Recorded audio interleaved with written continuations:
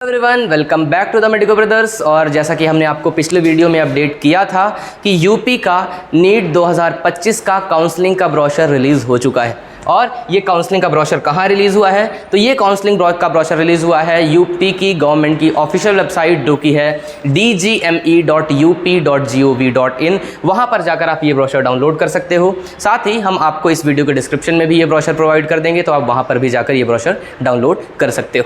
तो चलिए देखते हैं, इस वीडियो में हम देखने वाले हैं यूपी की नीट काउंसलिंग का कंप्लीट प्रोसीजर। मतलब क्या है काउंसलिंग का प्रोसीजर, जो कि ब्रोशर के पहले ही पेज में दिया गया है, वो हम लोग समझने वाले हैं। यहाँ पर ये ब्रोशर काफ़ी ज़्यादा ब्लर था, तो हमने उसके बगल में भी आपको लिख दिया है सो दैट आप प्रॉपरली इस ब्रोशर को समझ सको। तो जैसा आपको पता है कि आपका नीट का एग्जाम हो चुका है, रिजल्ट आ चुका है। तो रिजल्ट के डिक्लेरेशन के बाद जैसे ही रजिस्ट्रेशन की प्रोसेस स्टार्ट होती है, तो आपको जाकर सबसे पहले रजिस्टर करना है। और रजिस्टर किस वेबसाइट पर जाकर करना है? तो आपको रजिस्टर करना है इन वेबसाइट http.upneet.gov.in। मैं आपको बता दूं कि अभी आप रजिस्टर नहीं कर सकते, क्योंकि अभी जब आप जाओगे तो आपको दिखा रहा होगा रजिस्ट्रेशन विंडो क्लोज या फिर काउंसलिंग ओवर। इसका मतलब यह है कि नीट 2024 की काउंसलिंग ऑलरेडी ओवर हो चुकी है, और नीट 2025 की काउंसलिंग जब भी स्टार्ट होगी तो ये विंडो, रजिस्ट्रेशन विंडो दोबारा से ओपन हो जाएगा इस वेबसाइट पर, और तब जाकर आप रजिस्ट्रेशन कर सकते हो। तो जब भी रजिस्ट्रेशन विंडो ओपन होगा हम आपको इस चैनल पे अपडेट कर देंगे, और तब जाकर आप रजिस्ट्रेशन कर सकते हो। रजिस्ट्रेशन का फुल वीडियो, रजिस्ट्रेशन के प्रोसीजर का फुल वीडियो भी हम इस चैनल पे अपलोड आपके लिए ज़रूर करेंगे। ओके, तो अगर बात करते हैं रजिस्ट्रेशन आपको कहाँ करना है, तो उस वेबसाइट का नाम है http.upneet.gov.in। इस वेबसाइट पर आप जाकर रजिस्टर करोगे, और एक बार जब आप रजिस्ट्रेशन करोगे तो आपकी काउंसलिंग ID क्रिएट हो जाएगी। उस काउंसलिंग ID और पासवर्ड से आप यहाँ पर जाकर लॉगिन कर सकते हो। तो जब आप दोबारा से लॉगिन करोगे तो अब बात होगी आपके रजिस्ट्रेशन फीस की, क्योंकि आपने रजिस्ट्रेशन का पूरा प्रोसीजर कंप्लीट कर लिया है। तो उसके बाद आपको सबमिट करनी होगी रजिस्ट्रेशन की फीस। रजिस्ट्रेशन की फीस डिपॉजिट करी तो उसके बाद बात आती है scrutiny money deposit. Scrutiny money क्या चीज़ होती है? तो जैसे ही आप जो भी डॉक्यूमेंट्स वगैरह सबमिट करते हो, या फिर ये security money deposit, not scrutiny. तो होता क्या है बच्चों कि आपने अगर कोई भी सीट लेनी है, तो अगर आप कोई भी सीट उठाना चाहते हो, तो हो सकता है आपको वो सीट अलॉट हो पर आप वो सीट छोड़ दो।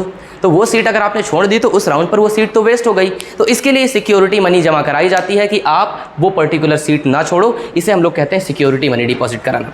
तो सिक्योरिटी मनी एक बार आपने डिपॉजिट करी तो उसके बाद बात आएगी ऑनलाइन डॉक्यूमेंट वेरिफिकेशन की।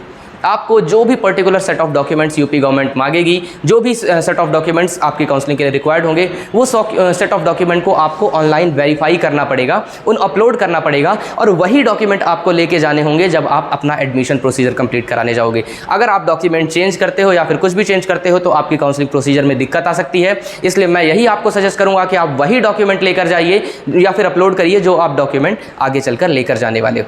आगे बढ़ते हैं। तो एक बार आपने ऑनलाइन डॉक्यूमेंट का वेरिफिकेशन करा दिया तो अब आपका रजिस्ट्रेशन प्रोसीजर कंप्लीट हो चुका है, और अब आपको इंतजार करना है मेरिट लिस्ट के डिक्लेयर होने का। जैसे ही मेरिट लिस्ट डिक्लेयर होती है तो आपको मिल जाएगी आपकी स्टेट रैंक। तो जैसा कि काफ़ी सारे बच्चे स्टेट रैंक के बारे में भी पूछ रहे थे, तो आपको स्टेट रैंक कब मिलेगी? जब आपकी मेरिट लिस्ट डिक्लेयर होगी, उसके बाद आपको मिल जाएगी आपके स्टेट की स्टेट रैंक, और उससे आप पूरा अनुमान लगा सकते हो कि आपको कौन सा कॉलेज इस साल मिलने वाला है। आगे चलते हैं। तो उसके बाद जैसे ही मेरिट लिस्ट डिक्लेयर होती है तो उसके बाद अब आपको स्टार्ट करना है चॉइस फिलिंग एंड लॉकिंग। मतलब आप चॉइस फिलिंग करोगे। हम आपको प्रायोरिटी लिस्ट इसी चैनल पर बताने वाले हैं कि किस प्रायोरिटी ऑर्डर में आप चॉइस फिलिंग कर सकते हो। तो उसके बाद बात आएगी चॉइस फिलिंग की, और चॉइस फिलिंग के बाद आपको चॉइस लॉक करना बहुत ज़रूरी है। अगर आप चॉइस लॉक नहीं करते हो तो फिर ऐसा भी पॉसिबिलिटी है कि आपका वो पूरा चॉइस फिलिंग का प्रोसीजर एक्सेप्टेड ना माना जाए, या फिर जनरली होता यह है कि आपने जो आखिरी बार में चॉइस एडिट करी हो उसी चॉइस को कंसीडर कर लिया जाता है। पर मेरा मानना यही है कि आप समय से अपनी प्रायोरिटी लिस्ट बना लीजिए, और जो भी चॉइस फिल करनी है वो एक बार में चॉइस फिल करिए और एक बार में लॉक करिए, जिससे बिल्कुल दिमाग में कन्फ्यूजन ना रहे कि भाई अभी चॉइस लॉक करना बचा है या फिर ऐसा कुछ। ठीक है, तो एक बार जैसे ही आपने चॉइस लॉक करी तो अब आपका पूरा चॉइस फिलिंग का प्रोसीजर डन हो चुका है, और अब आपको वेट करना है उस राउंड की काउंसलिंग के रिजल्ट के डिक्लेयर होने का। तो जब राउंड का रिजल्ट डिक्लेयर होगा तो आपको कोई पर्टिकुलर सीट अलॉट हो भी सकती है या नहीं होती। अगर मान लीजिए कि आपको उस पर्टिकुलर राउंड में सीट अलॉट हो जाती है तो अब आपको अलॉटमेंट लेटर डाउनलोड करना है, और उस अलॉटमेंट लेटर के साथ और जो डॉक्यूमेंट आपने वेरीफाई किए थे ऑनलाइन, या फिर और भी जो डॉक्यूमेंट एडमिशन प्रोसेस के लिए रिक्वायर हैं, उन सारे डॉक्यूमेंट और इस अलॉटमेंट लेकर जाना है आपको उस पर्टिकुलर कॉलेज जहां आपको एडमिशन लेना है।